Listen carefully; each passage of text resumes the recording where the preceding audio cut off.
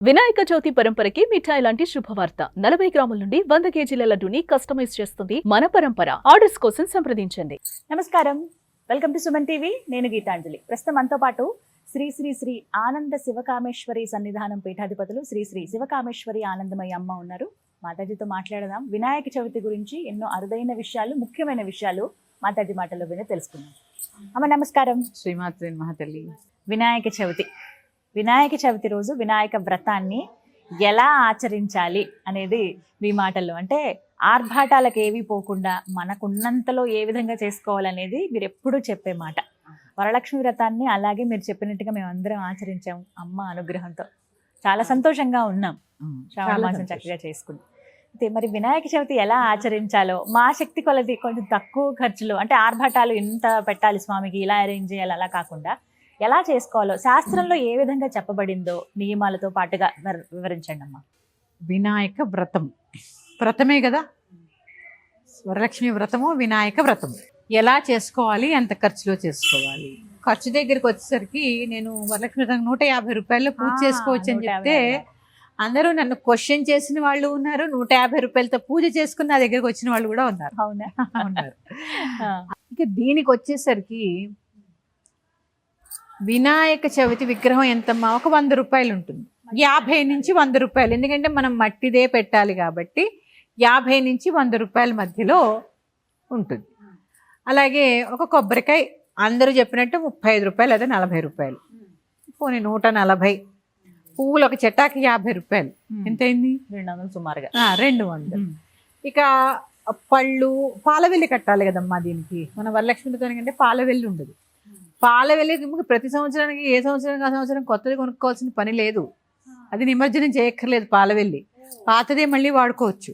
పళ్ళన్నీ కలిపి ఒక 100 రూపాయలు అనుకోండి, ఖరీదు ఎక్కువ ఉంటాయి కాబట్టి. తర్వాత పత్రి అన్నీ చూసుకున్న 500 రూపాయల్లో అయిపోతాయి అంతే. ఎందుకంటే వరలక్ష్మి వ్రతం అనేది పత్రి ఉండదు, పళ్ళు ఏవో మన ఇష్టం పెడితే పెడతాము, లేకపోతే శక్తి కొలది. అది దీనికి పాలవెల్లికి కట్టాలి, 4 మొక్కజొన్న పొత్తులు కట్టాలి. ఎందుకంటే ఈ రోజుల్లో ఖరీదు కొంచెం ఎక్కువే ఉంటాయి అలాంటివన్నీ. కాబట్టి ఒక 500 నుంచి 500 లోపే ఈ వ్రతాన్ని పూజ చేసుకోవచ్చు. ఇక వరలక్ష్మి వ్రతానికి నేను అది మధ్యలో పెట్టి చుట్టూ 3 ప్రదక్షిణ చేయమని చెప్పాను. దీనికి అలాంటివి ఏవి అవసరం లేదు. ఈశాన్యంలో చక్కగా ఆవు పేడతో అలికి ముగ్గు పెట్టి పీట ఏర్పరిచి దాని మీద బియ్యం పోసి వస్త్రం ఏర్పరిచి చేసుకోవచ్చు. మన శక్తి కొలది మట్టి విగ్రహం తెచ్చుకొని ఇంత అడుగు, అంతే, అడుగు మందం, ఎక్కువ కాకుండా చేసుకొని ఆవిరితో ఉడికించినటువంటి పదార్థాలని నివేదన చేసి భక్తిగా శ్రద్ధగా, ఎందుకంటే నేను మళ్ళీ చెప్తున్నానమ్మా, వినాయకుడు క్షిప్ర గణపతి అంటారు ఆయన. క్షిప్ర గణపతి అంటే శీఘ్రంగా, క్షిప్రము అంటే వెంటనే వరాలు ఇచ్చే దేవుడు ఎవరైనా ఉన్నాడు అంటే గణపతి. అలాగే చాలా మంది ఇప్పటి వరకు మనం ఎంతసేపు ఆ గణపతి ఏమిస్తాడో చెప్పుకున్నాము. గణపతి గజాసురుడు అనే రాక్షసుడిని సంహరించాడు. అంటే మనలో ఉండే కొన్ని రకాలైనటువంటి దుర్గుణాలని కూడా ఆయన నశింపచేస్తాడు. అలాగే మన జీవితంలో విఘ్నాలను పారద్రోలుతాడు.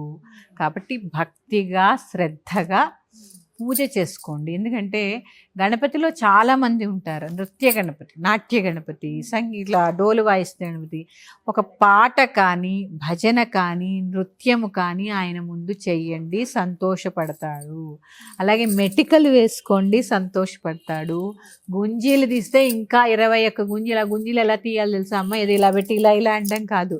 కుడి చెయ్యని ఎడమ చెవి దగ్గర, ఎడమ చెయ్యని కుడి చెయ్యి దగ్గర, కుడి చెయ్యి పైన ఉండాలి పెట్టుకొని ఇలాగా ఒక 21 మార్లు కూర్చుని లేవాలి.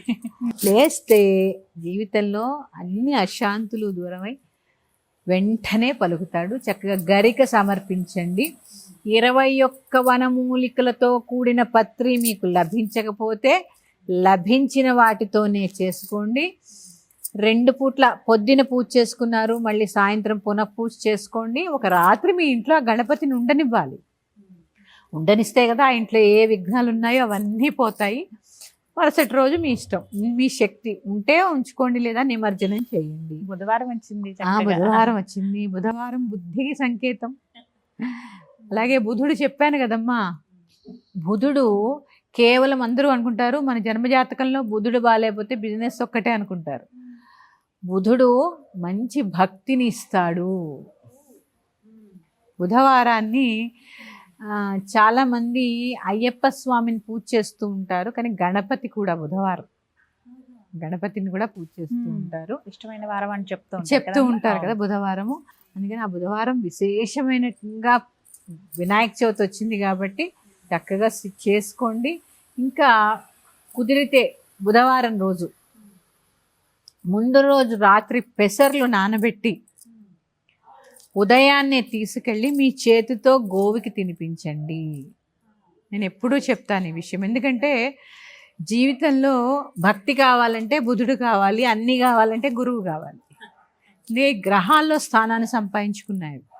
అందుకని ఈ బుధవారం రోజు చక్కగా తీసుకెళ్ళి ఆవుకి తినిపించండి. పెసర్లు నానబెట్టి కొద్దిగా ఉడకబెట్టి కొంచెం ఒక మెత్తగా అయ్యే వరకు పచ్చివి పెడితే వాటికి కూడా అరగవు కదమ్మా. అవి మూగజీవాలని అర్థం చేసుకోండి. మీ ఇష్టం వచ్చినట్టు పచ్చివి తీసుకెళ్ళి తింటోంది కదా అని పెట్టకుండా శ్రద్ధాభక్తిగా, వినాయక చవితి కదా ఇంకా శ్రేష్టం బుధవారం రావడం, పెసర్లు తినిపించండి గోవుకి. ఇదివరకు చెప్పాను, గోవుకి చాలామంది మన చేత్తో తినిపిస్తే నేను రేఖలు మారుతాయంటే రేఖలు ఎలా మారుతాయి అంటారు. ఇక్కడ రేఖలు మారవు, ఇక్కడ రేఖలు మారుతాయి, మన అదృష్టమే మారుతుంది. అందుకని అరటి ఆకులో కానీ చేతిలో పెట్టకపోతే ఏదైనా ప్లేట్లో కానీ పెట్టండి, గోవుకి తినిపించరండి. బుధవారం రావడం చాలా విశేషం ఆ వినాయక చవితి. శ్రద్ధాభక్తిగా, శ్రమ తక్కువగా, డబ్బుల ఖర్చు తక్కువగా చేసుకోండి. ఇక కొత్త బట్టలు అంటారా, చెప్పాను కదా, మీ యొక్క స్తోమతని బట్టి అందరూ తొడుక్కోవచ్చు, కానీ పిల్లలకి మాత్రం కంపల్సరీ వెయ్యాలంటారు కొత్త బట్టలు. కొత్త బట్టలు చిన్నపిల్లలకి చంటి పిల్లలకి తప్పకుండా తొడగాలంటారు కాబట్టి ఆ చంటి పిల్లల వరకు లేదు. మీకు స్తోమత ఉంది అందరూ కొనుక్కోండి, ఎందుకంటే నూతన వస్త్రము శుభానికి సంకేతం కదా. అంటే అంత ఆనందంలో ఉంటేనే కదా మంచి బట్టలు కొనుక్కుంటూ ఉంటాం. అలా అని బట్టలే కొనుక్కోవాలి ప్రతి పండక్కి అని ఏం లేదు. కొనుక్కొని ఉంటే కొనుక్కోండి, లేకపోతే అప్పు చేసి అక్కర్లేదు. చెప్పానుగా 500 రూపాయల పూజ ఖర్చులో వినాయక చవితి అయిపోతుంది. పూజలో విధానం అమ్మా, ముందుగా పసుపు గణపతి అర్చన చేయడము, కలశం ఆనవాయితీ ఉంటే కలశం పెట్టుకోవడము, లేదా విగ్రహానికి చేయడము విశేషము. ఆ విగ్రహాలు ఇంట్లో ఇంతింతవి తేకుండా అడుగు మాత్రమే, అడుగు లేదా ఇంకొంచెం, అంతకు మించి ఎక్కువ పెట్టుకోకుండా. ఎందుకంటే అమ్మా మీరు పెంచే కొద్దీ మీరు అంత నివేదన చేయగలగాలి, మీ దగ్గర అంత శక్తి ఉండాలి, అంత ఉపాసన ఉండాలి. అలాగే ఎవరైనా గణపతి ఉపాసకులు ఉంటే ఖచ్చితంగా వాళ్ళకి తెలిసే ఉంటుంది, నేను చెప్పక్కర్లే. కానీ తర్పణం, చతురావృతి తర్పణం అని ఉంటుంది, చక్కగా చేసుకోవడానికి చాలా ఇష్టం. తర్పణం అంటే నీటితో చేస్తారు. ఏదైనా పంచభూతాలకి రిలేట్ అయ్యే ఉంటుంది. నీరు, హోమం అయితే అగ్ని, అంతే కదా.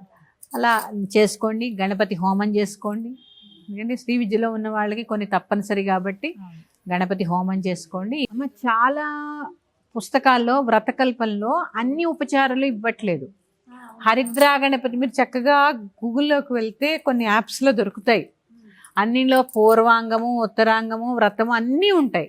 ఒక అరగంట సమయం పడుతుంది. ఆ గంట పూజ సమయానికి కేటాయించి పూర్ణంగా, అంటే 16 ఉపచారాలు, అష్టోత్తరం ఇటు అటు పసుపు గణపతికి కొన్ని ఉంటాయి 16 నామాలు, ఆయనకు ఉపచారాలు, ఇలా అన్నీ చేసుకుని ఆఖరిలో కథ చదువుకొని అక్షితలు వేసుకోండి. మళ్ళీ సాయం సమయంలో చంద్రుడు రాకమునిపే దీపారాధన చేసి నివేదన చేసి మళ్ళీ అక్షతలు తల మీద వేసుకోండి. ఒకవేళ పొరపాటున చంద్రుడిని చూస్తే ఆ రోజు మరి ఏంటమ్మా, ఏం చేయాలి? నీలాపనిందలు అంటారు, మరి కృష్ణుడికే తప్పలేదు. దాన్ని ఏమంటారు, రెమెడీస్ ఏమి ఉండవు. చూడకుండా ఉండడానికి ప్రయత్నం చేయండి. అక్షతలు వేసుకుంటే చూసినా తప్పులేదమ్మా. అందుకే పూజ అయిన వెంటనే పూజ అయిన వెంటనే అక్షతలు వేసుకుంటే చూసినా తప్పులేదు. ఒకవేళ మీకు వేసుకునే సందర్భం ఆ రోజు కుదరలేదు దేనివల్లైనా, చూడకండి అంతే. ఎందుకు చూసి కష్టాలు తెచ్చుకోవడం? మన ధర్మాన్ని మనమే కొట్టి పారేయకూడదు కదమ్మా. ఆయన కృష్ణుడు అంతటి వాడికి వచ్చిందంటే ఆయన తట్టుకొని తీర్చుకోగలిగాడు. మనం ఎంతటి వాళ్ళం? చిన్న అపవాదం వస్తే భయపడిపోతూ ఉంటాం. అందుకని పూజ చేసి అక్షింతలు వేసుకున్నాకే బయటకు వెళ్ళాలి. తర్వాత పూజ చేసుకున్న తర్వాత కనీసం ఒక 3 గణపతులనైనా చూసి రావాలంటారు. అవునమ్మా. అది ఎందుకో మరి పూర్వం నుంచి వస్తున్న ఆచారం కాబట్టి ఆ రోజు ఒక 3 గణపతుల దర్శనం చేసుకుని అయితే రండి. చక్కగా పక్కన వాళ్ళు వీళ్ళు పిలుస్తూ ఉంటారు, పిలుస్తుంటారుగా. ఉల్లాసంగా ఉత్సాహంగా కలిసిమెలిసి పూజ చేసుకోండి. ముందు చెప్పానుగా, మళ్ళీ ఒకసారి చెప్తున్నాను. శుక్లాంబరధరం విష్ణుం శశివర్ణం చతుర్భుజం ప్రసన్నవదనం ధ్యాయేత్ సర్వ విఘ్నోపశాంతయే. ప్రసన్న వదనలై ఉండండి. మీ వాళ్ళని, భర్త అయితే భార్యని, భార్య అయితే భర్తని ప్రసన్న వదనంతో ఉంచండి. మీరిద్దరూ అన్యోన్యంగా ఉంటే మీ పిల్లలు ప్రసన్న వదనంతో ఉంటారు, వారిని కూడా ప్రసన్న వదనంతో ఉంచండి. ఆ రోజు తిట్టుకోకండి. ఏ ఇంట్లోనూ వాగ్వాదాలు ఉండకూడదు కాబట్టి ప్రశాంత చిత్తంతో పూజ చేసుకోండి. ధన్యవాదాలమ్మా, చాలా చక్కగా. శ్రీమాత్రే నమః.